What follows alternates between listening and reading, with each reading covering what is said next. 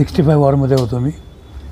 त्यानंतर नागालँडला 3.5 वर्ष काढली आणि तिथं झाली सकाळमध्ये एक व्यवसाय विक्रीला आहे म्हणून.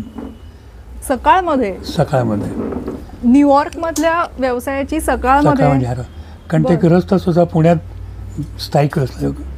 बेसिक मग पुणे विद्यार्थी गृहातले ते पहिले विद्यार्थी जे अमेरिकेत सेटल झाले आणि त्यांना त्यांचा व्यवसाय विकायचा होता.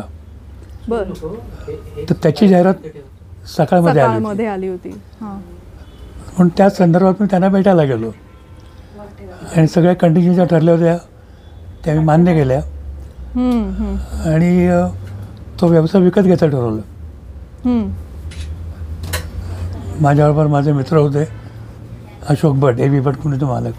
एकच कंडिशन आमची होती की will by only saleable items. बरोबर. तर सेलेबलचं डेफिनेशन काय, जो गेले 2 वर्षांनी जास्ती पडून नाही आहे, जो सारखा विकला जातो आहे, दॅट इज सेलेबल.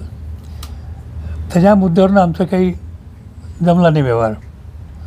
म्हणून त्याच बिल्डिंगमध्ये ग्राउंड फ्लोअरला स्वतःचं दुकान उघडलं.